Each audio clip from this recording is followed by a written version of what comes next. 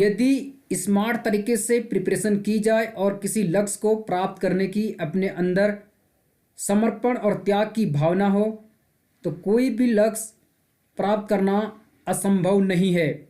नमस्कार दोस्तों, आज की इस वीडियो में मैं लेकर आया हूं उत्तराखंड प्रवक्ता भर्ती परीक्षा 2009 के स्क्रीनिंग प्रश्न पत्र के महत्वपूर्ण प्रश्न उत्तर को। आज की इस वीडियो में हम हल करेंगे 20 प्रश्न जो कि उत्तराखंड सामान्य ज्ञान और सामान्य अध्ययन से संबंधित होंगे। तो यह वीडियो आपकी प्रिपरेशन को मजबूत बनाने में काफ़ी महत्वपूर्ण सिद्ध होने वाली है। आपको मेरी एडवाइस है कि आप इस वीडियो को अंत तक अवश्य देखें, क्योंकि इससे आपको परीक्षा का पैटर्न समझ में आ जाएगा और आपकी प्रिपरेशन मजबूत हो जाएगी। तो आइए हल करते हैं आज के टॉप मोस्ट 20 क्वेश्चन को।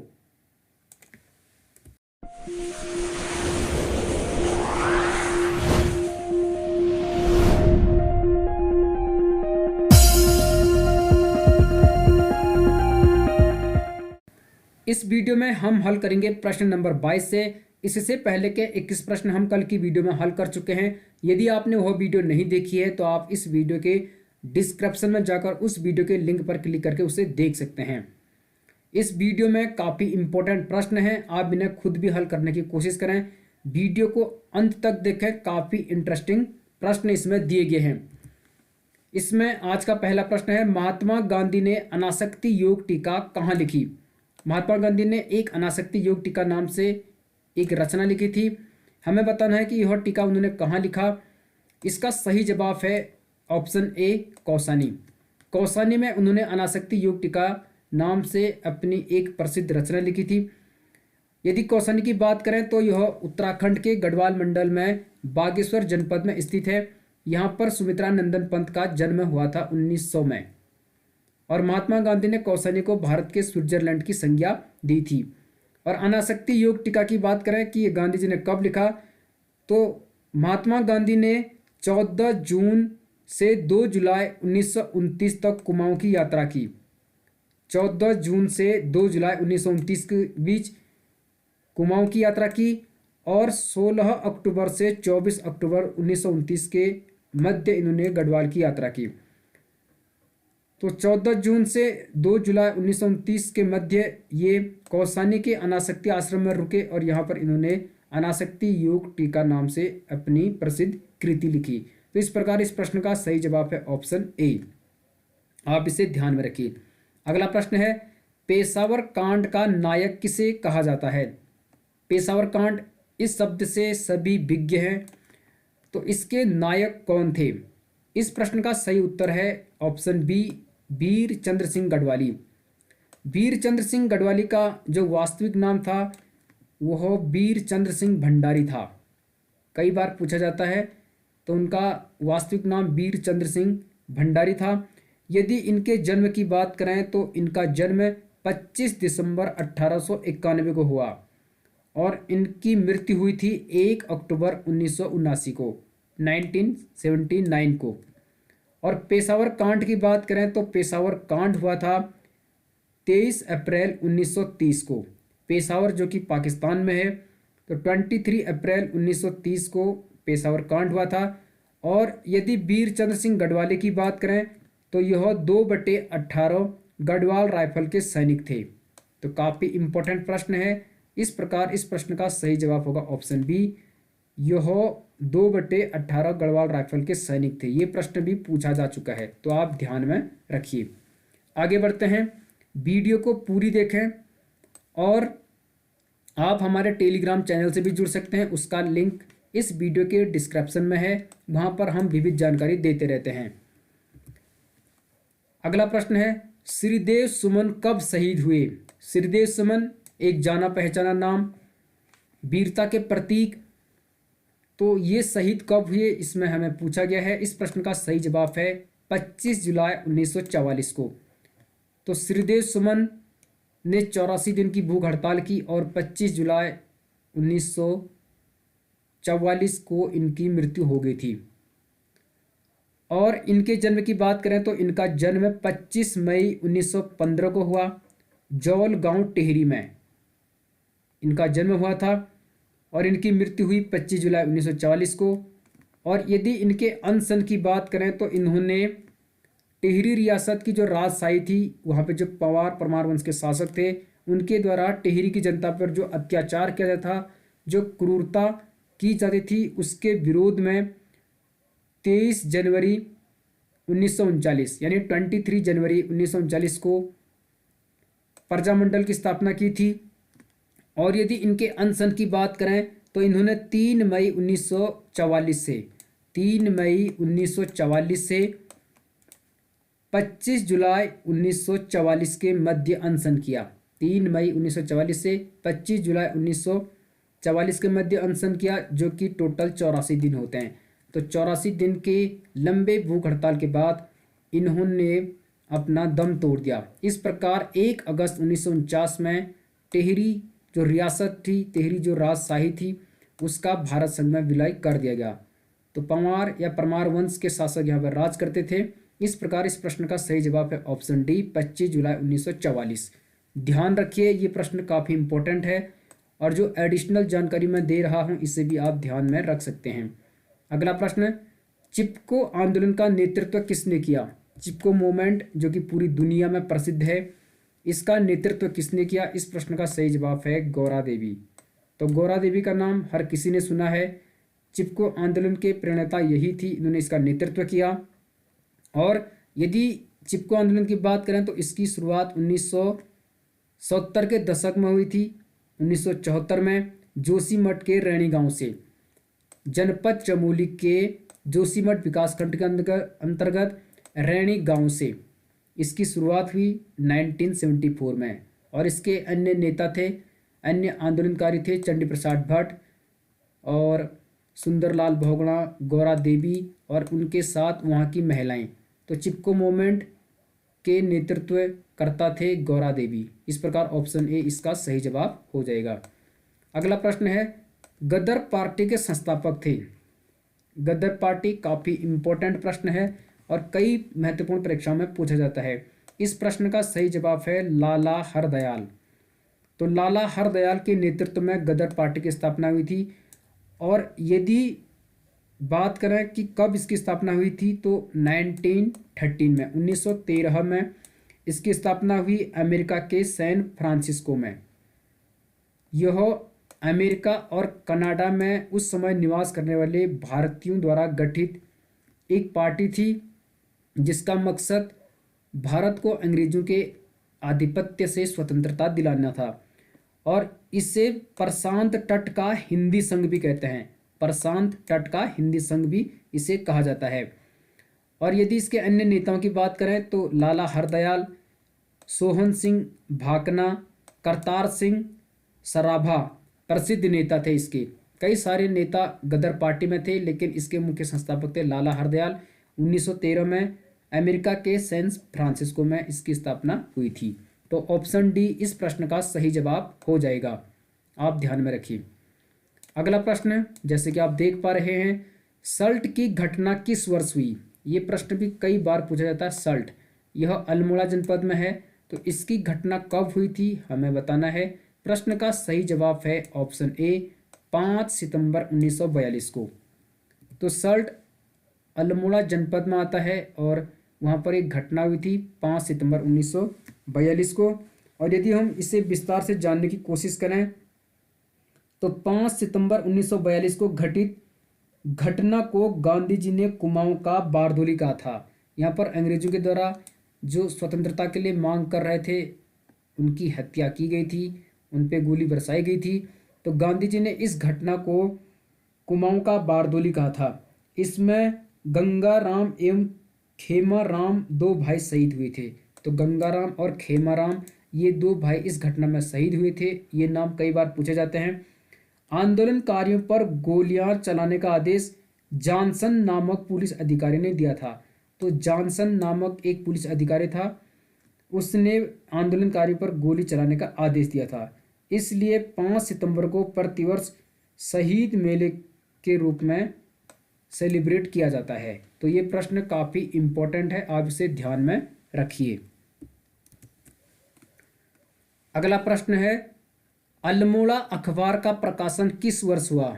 ये भी काफ़ी महत्वपूर्ण प्रश्न है, अल्मोड़ा अखबार, और कई परीक्षाओं में पूछा जाता रहा है। इस प्रश्न का सही जवाब है ऑप्शन ए, 1871 में। तो अल्मोड़ा अखबार का प्रकाशन कब से शुरू हुआ? 1871 से। और 1871 से इसकी शुरुआत हुई और ये रहा 1918 तक। तो ये इसका काल था 1871 से 1918 तक। इसके प्रथम संपादक थे बुद्धि वल्लभ पंत। बुद्धि वल्लभ पंत अल्मोड़ा अखबार के प्रथम संपादक थे। 1918 में ये अखबार बंद हो गया। बद्रीदत्त पांडे भी इसके संपादक रहे। और जब ये अखबार बंद हो गया था तो उसके बाद बद्रीदत्त पांडे ने 18 अक्टूबर 1918 से अल्मोड़ा अखबार के बंद होने के बाद शक्ति नामक एक अखबार का प्रकाशन किया। शक्ति नामक एक पत्रिका का प्रकाशन उन्होंने शुरू किया। तो शक्ति नामक पत्रिका का प्रकाशन किया था बद्रीदत्त पांडे ने जब अल्मोड़ा अखबार बंद हो गया था 18 अक्टूबर 1918 को। तो ये काफ़ी इंपॉर्टेंट प्रश्न है, आप इसे ध्यान में रखिए। ऑप्शन ए इसका सही जवाब हो जाएगा। आगे बढ़ते हैं। काफ़ी इंटरेस्टिंग प्रश्न इसमें है, अंग्रेजी माध्यम में भी यहाँ पर प्रश्न है। यदि आप अंग्रेजी में भी इन्हें हल करना चाहते हैं तो आप इन्हें हल कर सकते हैं। काफ़ी इंटरेस्टिंग प्रश्न है और ध्यान में रखिए, इस वीडियो को पूरी देखें, अपने आप को भी जांचें ताकि आप आसानी से किसी भी एग्जाम को क्रैक कर सकते हैं। अगला प्रश्न, निम्नलिखित में से कौन एक युग में उत्पाद देश सम्मिलित नहीं है? एक तरफ प्रोडक्ट यानी उत्पाद दिया गया है, दूसरी तरफ देशों के नाम दिए गए हैं। हमें बताना है कि इनमें से कौन एक सम्मिलित नहीं है। चाय श्रीलंका, ये तो सही है क्योंकि श्रीलंका चाय के लिए फेमस है। जैतून ट्यूनीशिया, ये भी सही है, ट्यूनीशिया जैतून के लिए फेमस है। केला कोस्टा रिका, ये भी सही है, कोस्टा रिका केले के लिए प्रसिद्ध है। लास्ट है कहवा क्यूबा, ये गलत है। क्यूबा चीनी के लिए प्रसिद्ध है, क्यूबा को चीनी का कटोरा कहते हैं। यह एक साम्यवादी देश है जो कि मैक्सिको की खाड़ी से लगा हुआ है।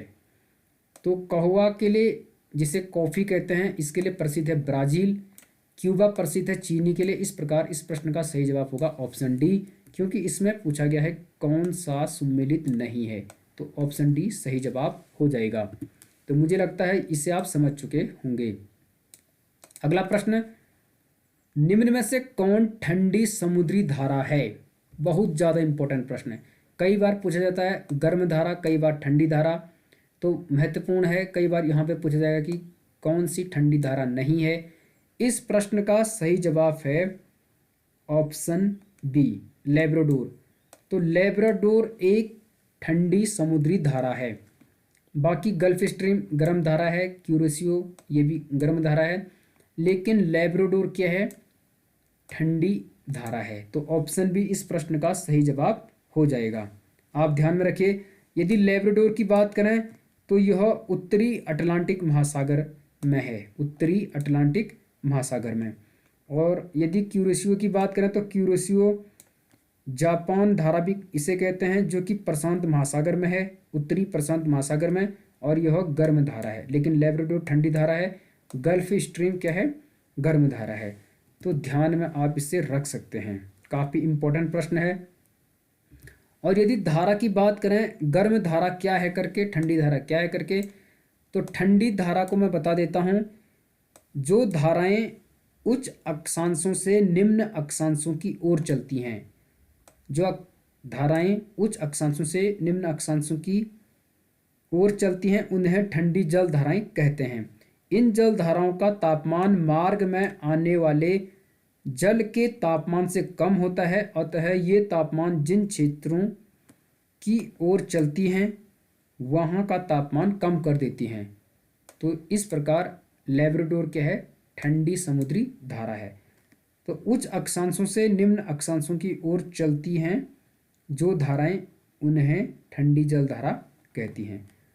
और जो जल धाराएं निम्न अक्षांशों से उच्च अक्षांशों की ओर चलेंगी उन्हें कहेंगे गर्म जल धारा। वो काफ़ी महत्वपूर्ण प्रश्न है, आप इसे ध्यान में रखिए।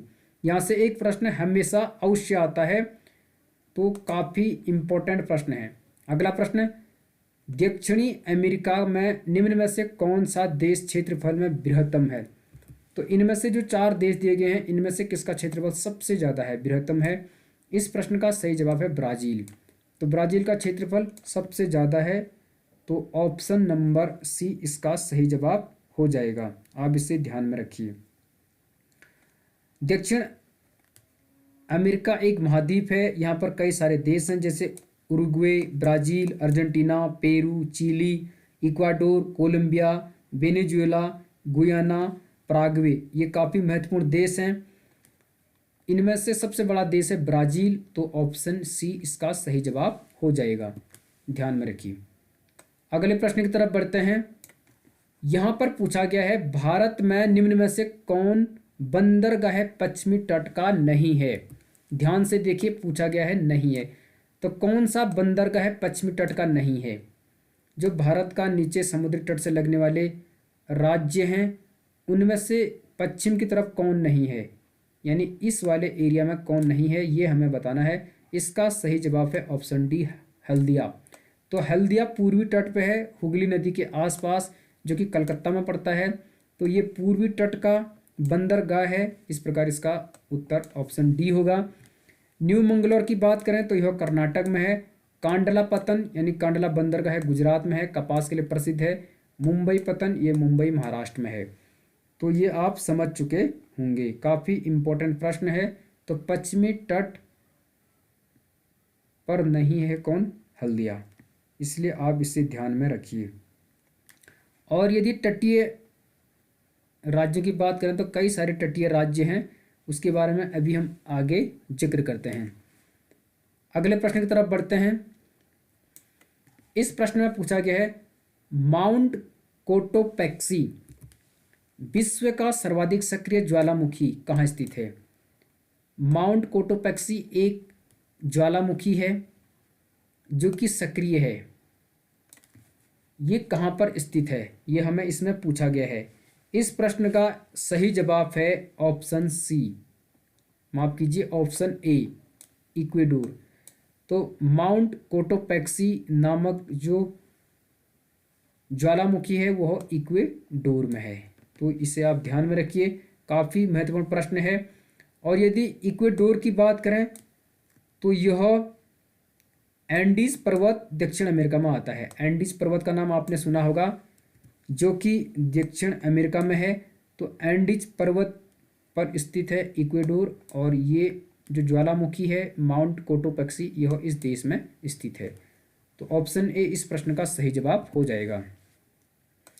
अगला प्रश्न काफ़ी इंपॉर्टेंट प्रश्न, अल नीनो किससे संबंधित है? जिसने भूगोल पढ़ा होगा उसके लिए काफ़ी सरल प्रश्न है। अल नीनो और ला नीनो आपने ज़रूर सुना होगा। तो ये संबंधित हैं जलवायु से, यानी क्लाइमेट, मौसम और जलवायु से संबंधित हैं अल नीनो ला नीनो।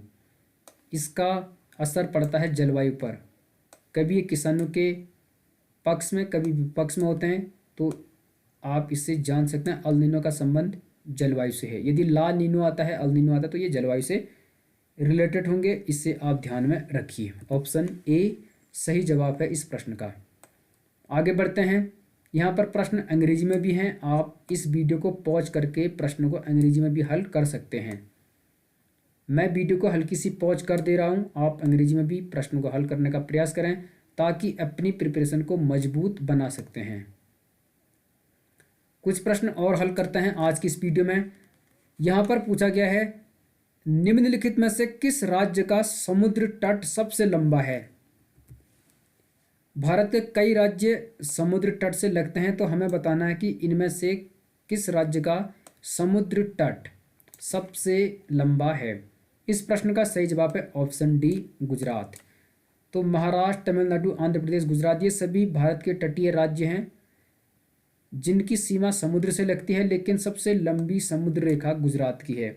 और यदि इसकी बात करें तो गुजरात की तटीय रेखा की लंबाई है 1214.6 किलोमीटर, 1214.6 किलोमीटर, यानी 1214.6 किलोमीटर। और भारत के कई सारे तटीय राज्य हैं, जैसे गुजरात, महाराष्ट्र, गोवा, कर्नाटक, केरल, तमिलनाडु, आंध्र प्रदेश, उड़ीसा, पश्चिम बंगाल। इसके अतिरिक्त केंद्र शासित प्रदेश भी हैं, जैसे अंडमान निकोबार, लक्षद्वीप, पुडुचेरी, दमन दीव। तो ये काफ़ी इम्पोर्टेंट हैं, ये तटीय एरिया से लगने वाले राज्य और यूटीज हैं। इस प्रश्न का सही जवाब है ऑप्शन डी। आप इसे ध्यान में रखिए, भारत के मानचित्र का ज्ञान आपको होना जरूरी है। अगला प्रश्न, यारडंग बनने का कारण है। यहाँ पर एक शब्द दिया गया है यारडंग, तो ये कैसे बनता है? ये भूगोल का प्रश्न है। यदि आपने भूगोल पढ़ा है तो आप इसे आसानी से हल कर सकते हैं। इसका सही जवाब है वायु द्वारा अपरदन। जब हवा चलती है उसके द्वारा जो अपरदन होता है उससे बनने वाली आकृति को कहते हैं यारडंग। वायु द्वारा निक्षेपण, वायु द्वारा परिवहन, ऐसे कन्फ्यूजन ऑप्शन है, लेकिन वायु द्वारा अपरदन होगा इस प्रश्न का सही जवाब। और यदि यारडंग की बात करें तो इसकी रचना यूजेन के विपरीत होती है। यूजेन के विपरीत इसकी रचना होती है। और ये बनता कैसे है? जब कोमल तथा कठोर चट्टानों के स्तर लंबवत दिशा में मिलते हैं, यानी जब कोमल और कठोर चट्टानों के स्तर लंबवत दिशा में मिलते हैं तो पवन कठोर की अपेक्षा मुलायम चट्टान को आसानी से अपरदित करते हुए उड़ा ले जाती है। जब कठोर और कोमल चट्टान होगी तो कोमल चट्टान को हवा या वायु अपरदित करके उड़ा के ले जाएगी। इन चट्टानों के पार्श्व में पवन के कटाव द्वारा नालियां बन जाती हैं, जिन्हें यारडंग कहते हैं। तो कोमल वाले जो चट्टान होते हैं उन्हें हवा काट देती है और पवन के कटाव के द्वारा चट्टानों के पार्श्व में नालियां बन जाती हैं, जिन्हें यारडंग कहा जाता है। तो यारडंग बनने का कारण है वायु द्वारा अपरदन। तो ये आप ध्यान में रखिए, ठीक है। आगे बढ़ते हैं। यहाँ पर पूछा गया है भारत की प्राचीनतम पर्वत श्रेणी है, यानी इनमें से सबसे प्राचीन पर्वत श्रेणी कौन सी है? इस प्रश्न का सही जवाब है ऑप्शन डी, अरावली। तो जो अरावली पर्वत है यह भारत की सबसे प्राचीन पर्वत है, इसे आप ध्यान में रखिए। काफ़ी महत्वपूर्ण प्रश्न है, आप इसे समझ सकते हैं। अगले प्रश्न की तरफ बढ़ते हैं। अगला प्रश्न यहाँ पर दिया गया है आपकी स्क्रीन पर। मक्का की पेटी किस देश में स्थित है? मक्का की पेटी यानी मक्का के लिए कौन सा देश प्रसिद्ध है? इस प्रश्न का सही जवाब है ऑप्शन बी, यूएसए। यूएसए का मतलब यूनाइटेड स्टेट ऑफ अमेरिका, संयुक्त राज्य अमेरिका। मक्का की पेटी के लिए प्रसिद्ध है, तो ऑप्शन बी इस प्रश्न का सही जवाब हो जाएगा, ठीक है। अगला प्रश्न आपकी स्क्रीन पर जैसे कि आप देख पा रहे हैं, इसे भी थोड़ा सा समझ लेते हैं कि इसमें क्या पूछा गया है। इस प्रश्न में पूछा गया है जनवरी के महीने में निम्नलिखित में से किस स्थान पर सूर्य का प्रकाश आपको सबसे ज़्यादा अवधि तक मिलेगा? काफ़ी महत्वपूर्ण प्रश्न है और ये पूछ रहा है कि जो ये 4 स्थान हैं इनमें से किस स्थान पर सूर्य का प्रकाश आपको सबसे ज़्यादा अवधि तक मिलेगा जनवरी के महीने में। इस प्रश्न का सही जवाब ऑप्शन सी होगा। भोपाल ऊपर की तरफ है, शिमला उत्तर में है, कन्याकुमारी ये समुद्र से लगता है, तो चेन्नई में, क्योंकि जनवरी के महीने में सूर्य मकर संक्रांति से पहले तो मकर रेखा पर होता है, फिर बाद में ये कर्क रेखा की तरफ आता है उत्तरायण के बाद। तो उस समय सूर्य की जो किरणें होगी वो नीचे साउथ वाले पार्ट्स पे ज़्यादा अच्छी तरीके से पड़ते हैं, इसलिए इस महीने में चेन्नई पर सबसे ज़्यादा अवधि तक सूर्य का प्रकाश मिलेगा। तो ऑप्शन सी इसका सही जवाब हो जाएगा। अगला प्रश्न, प्रश्न नंबर 40, जैसे कि आप देख पा रहे हैं, इसमें पूछा गया है कालाहारी मरुस्थल कहाँ स्थित है? तो कालाहारी मरुस्थल का नाम आपने सुना होगा। इनमें से कहाँ पर है कालाहारी मरुस्थल? तो काफ़ी इम्पोर्टेंट प्रश्न, मुझे लगता है ये प्रश्न आपको अवश्य आता होगा। प्रश्न का सही जवाब है दक्षिण पश्चिम अफ्रीका। तो दक्षिण पश्चिम अफ्रीका में है कालाहारी मरुस्थल। काफ़ी इम्पोर्टेंट प्रश्न है। आज का आखिरी प्रश्न है भूमध्य सागर कहाँ स्थित है? मेडिटेरियन सी आपने सुना होगा, भूमध्य रेखा, विषुवत रेखा सुना होगा, तो भूमध्य सागर कहाँ स्थित है ये हमें ध्यान में रखना है। तो इस प्रश्न का सही जवाब है ऑप्शन ए, अफ्रीका व यूरोप के मध्य में। ठीक है, अफ्रीका व यूरोप के मध्य में। भूमध्य सागर और लाल सागर को जोड़ती है सुएज नहर। सुएज नहर का नाम आपने जरूर सुना होगा। तो नीचे जो लाल सागर है और भूमध्य सागर है, इन दोनों को जोड़ता है सुएज नहर। मेडिटेरियन सी टच करता है अफ्रीका व यूरोप को, तो ये इनके मध्य में है। इस प्रकार ऑप्शन ए इस प्रश्न का सही उत्तर हो जाएगा। तो आज की इस वीडियो में हमने हल किए हैं 20 प्रश्न। बाकी के प्रश्न हम अगली वीडियो में हल करेंगे। यदि आपको ये वीडियो अच्छी लगी तो वीडियो को लाइक करो, चैनल को सब्सक्राइब कर लो, और आप हमारे टेलीग्राम चैनल पर भी जुड़ सकते हैं, जिसका लिंक इस वीडियो के डिस्क्रिप्शन बॉक्स में दिया गया है। मिलते हैं अगली वीडियो में, तब तक के लिए बने रहिए गंगा प्रकाश वसु के साथ। आपका बहुत बहुत धन्यवाद।